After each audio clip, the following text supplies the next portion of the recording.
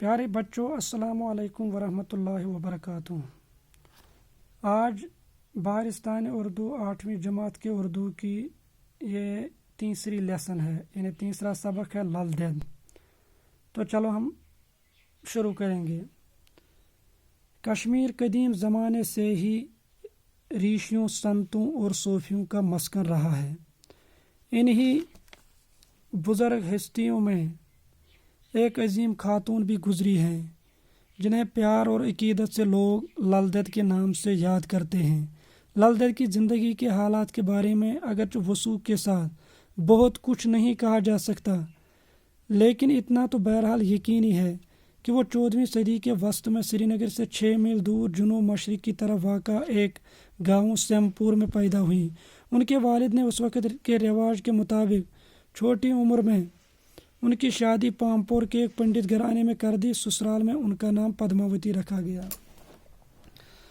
بہرحال کشمیر جو ہے یہ پرانے زمانے سے ہی ریشی کہتے ہیں عابد کو، عبادت گزاروں کو۔ سنتوں یہ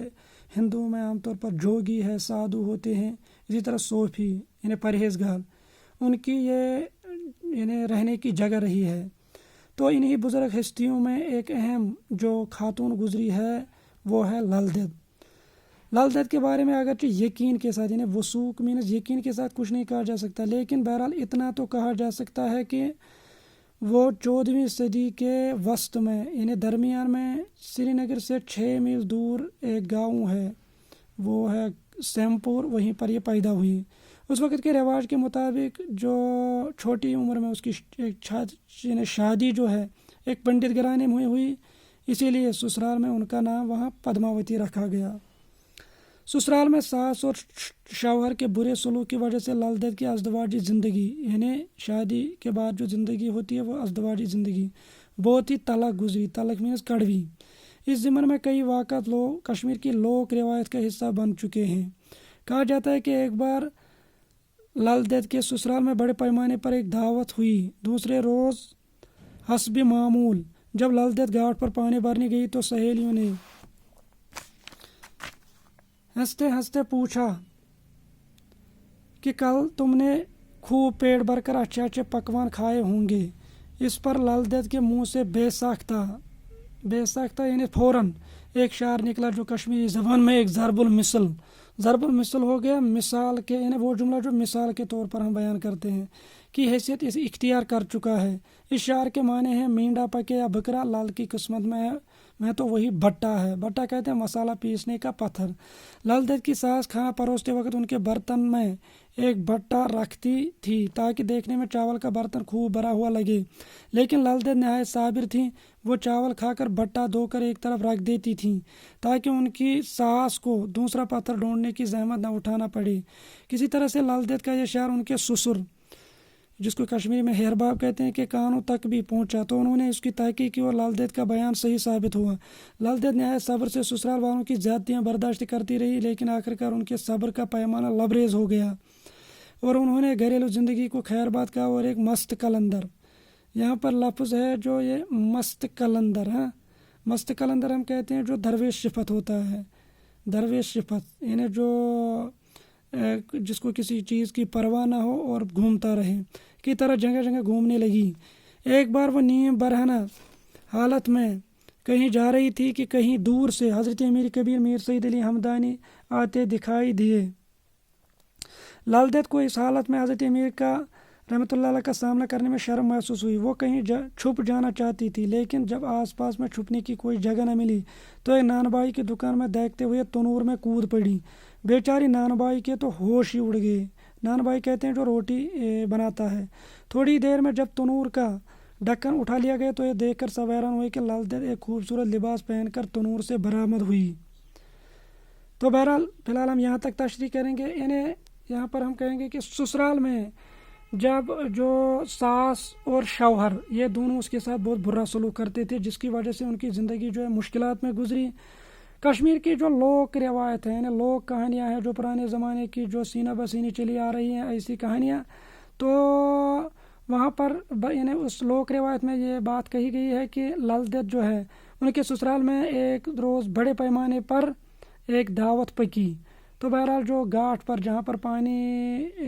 لاتے ہیں یعنی چھوٹی چھوٹی بچیاں پانی لانے کے لیے جاتی ہیں، تو وہاں پر ان کی جو سہیلیاں تھیں انہوں نے اس سے کہا ہے کہ چونکہ آپ کے گھر میں اچھے پکوان پکے ہوں گے، لہٰذا آپ نے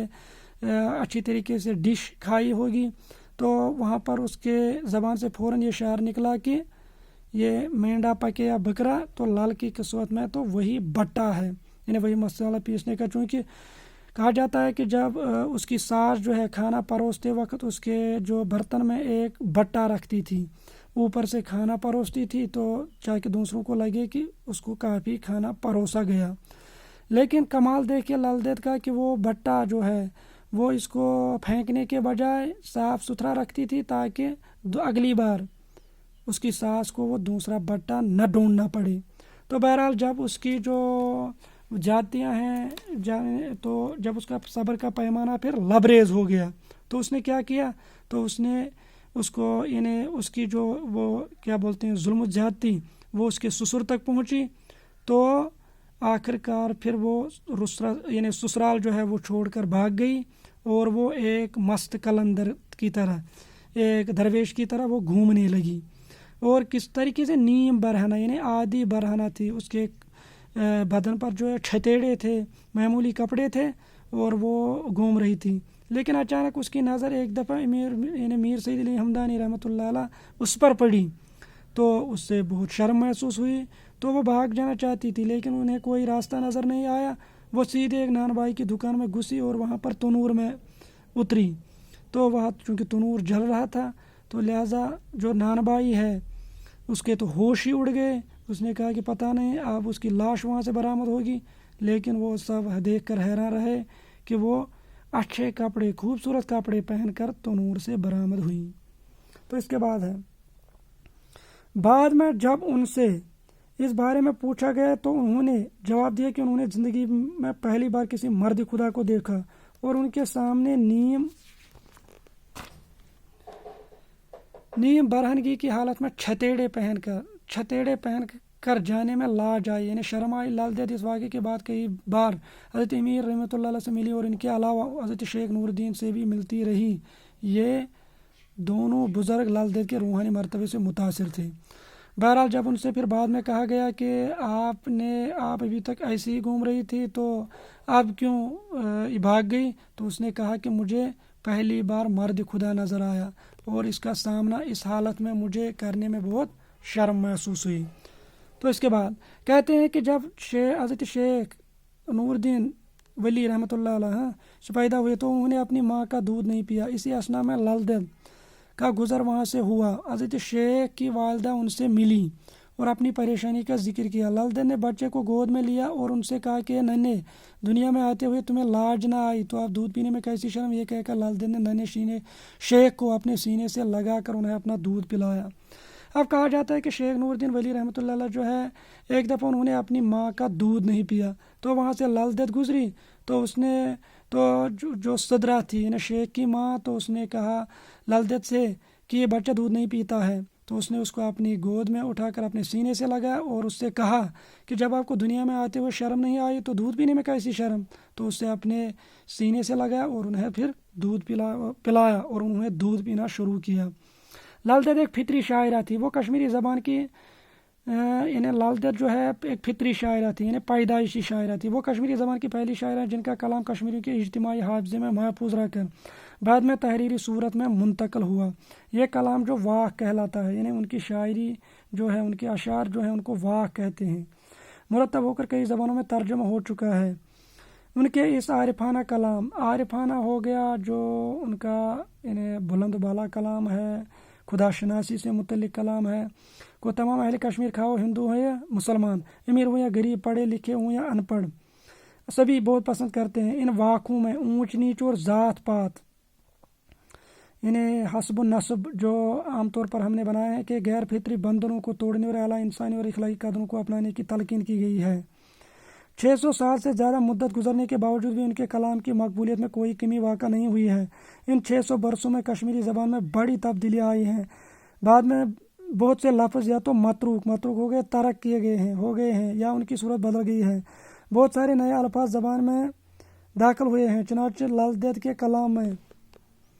پائے جانے والے بہت سے الفاظ اب عام کشمیری بولنے والے کی سمجھ میں نہیں آتے، لیکن پھر بھی لل دید کے بہت سارے اشعار اور مصرے اب بھی کشمیری زبان میں محاوروں اور ضرب الامثال کے طور پر استعمال ہوتے ہیں۔ یہ لل دید اور ان کے کلام کی مقبولیت کا ایک بین ثبوت ہے، یعنی واضح ثبوت ہے۔ تو بہرحال لل دید جو ہے یہ پیدائش شاعرہ تھی، یہ ایسی پہلی کشمیری زبان کی شاعرہ ہے جن کا کلام جو ہے کشمیریوں کے سینے میں محفوظ ہے، اور ان کے اشعار کو واق کہتے ہیں۔ ان کا ترجمہ کئی زبانوں میں بھی ہو چکا ہے۔ ان کا جو خدا پرستانہ کلام ہے، خدا شناسی سے متعلق کلام ہے، چاہے وہ ہندو ہو یا مسلمان، غریب ہو یا امیر، ان سبھی اس کو پسند کرتے ہیں۔ ان واقعوں میں جو تعلیم دی گئی ہے وہ انسانوں نے جو اونچ نیچ اور ذات پات کے فرق جو روا رکھا ہے، یعنی جو آج کل ہمارے سماج میں ہے، اس سے توڑنے اور جو یہ یعنی ان بندھنوں کو توڑنے اور ان کے واقعوں میں جو ہے انسانی اقدار، اخلاقی قدروں، ان کو اپنانے کی تلقین کی گئی ہے۔ تو اتنا عرصہ گزرنے یعنی 500-600 سال ہو گئے ہیں، لیکن ان کے کلام میں کوئی کمی نہیں آئی ہے، مقبولیت میں کوئی کمی نہیں آئی ہے۔ حالانکہ بہت سے ایسے لفظ جو آج استعمال نہیں ہوئے ہیں، سمجھنے بہت مشکل ہیں، لیکن اور ان کی صورت بھی بدل گئی ہے، لیکن پھر بھی ان کے کلام میں مقبولیت کم نہیں ہوئی ہے۔ ان کے کلام میں جو بہت سے الفاظ ہیں اب ہمیں انہیں کشمیری بولنے والوں کی سمجھ میں بھی نہیں آتے ہیں۔ ایسے محاورے بھی ہیں، محاورہ کہتے ہیں 2 یا 2 سے زیادہ ایسے الفاظ کا مجموعہ جو حقیقی معنی کے بجائے مجازی معنی دے، جس طرح اردو میں کہتے ہیں باغ باغ ہونا، اس کا معنی نہیں ہے باغ ہونا بلکہ خوش ہونا۔ اسی طرح جو مثال کے طور پر ہم یعنی ان کے جو اشعار ہیں استعمال کرتے ہیں، یہ ان کی مقبولیت کا واضح ثبوت ہے۔ لل دید کو مسلمان لل عارف اور ہندو لل ایشوری کے نام سے یاد کرتے ہیں۔ انہوں نے خاصی لمبی عمر پا کر بجبیاڑا کے مقام پر وفات پائی۔ کشمیر کے لوگ جب کسی خاتون کی شرافت، پاک بازی، صبر و تحمل اور دینداری سے متاثر ہوتے ہیں تو اسے لل دید کے نام سے تشبیہ دیتے ہیں۔ یوں اس خاتون کی عظمت آج بھی لوگوں کے دلوں میں گھر کیے ہوئے ہے۔ تو بہرحال لل دید جو ہے اس کو مسلمان لل عارفہ اور ہندو لل ایشوری کے نام سے پکارتے ہیں۔ انہوں نے بہت لمبی عمر پائی، پھر بجبیاڑا میں انتقال ہوا، لیکن اس کی یہاں پر کب انتقال ہوا وہ یہاں معلوم نہیں ہے، نہیں لکھا ہے۔ کشمیر کے جو لوگ جب کسی خاتون کی شرافت ہو، پاک بازی ہو، یا اس کے صبر کا تو یا اس کی دینداری سے جب متاثر ہوتے ہیں تو اس کو لل دید کہتے ہیں۔ تو اس طریقے سے ان کی جو عظمت ہے تو ان کی آج بھی لوگوں کے دلوں میں موجود ہے۔ تو اس طریقے سے یہ لیسن بھی کمپلیٹ ہو گئی۔